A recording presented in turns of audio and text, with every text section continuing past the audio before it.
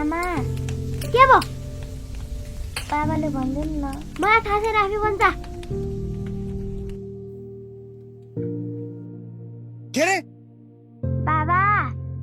मलाई गीत गाउनु थियो तँलाई यो कुरा घरमा ननिकाल भनेको होइन पढ्नु सर्नु छैन पढ्छ मजाले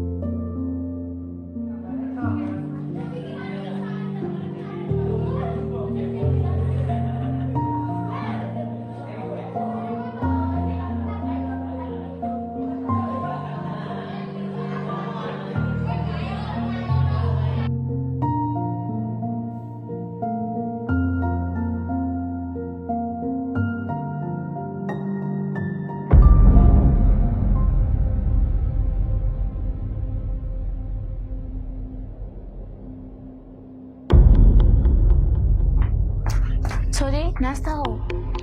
के भएको होला यो केटीलाई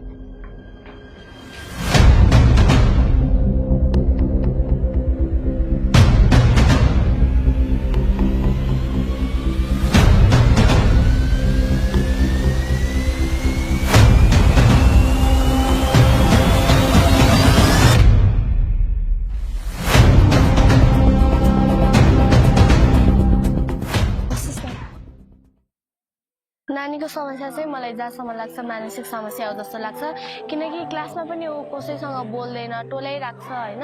अब मसँग पनि राम्रोसँग बोल्दैन पढ्ने बेला पनि ध्यान दिँदैन होइन अब यस्तो समस्या चाहिँ तपाईँले उसको कुरा नसुनिदिएर उसको इच्छाहरू नपुरा गरिदिएर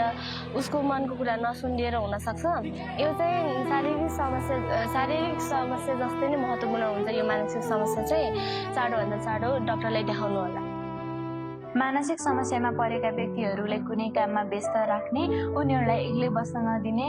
घर परिवारसँगै घुलमेल गराउने उनीहरूलाई योगा गराउने उनीहरूलाई नकारात्मक वस्तुदेखि टाढा राख्ने यस्तो गर्दा डिप्रेसन कम हुन सक्छ तपाईँहरूले पनि आफ्नो नानी बाबुहरूको ख्याल राख्नु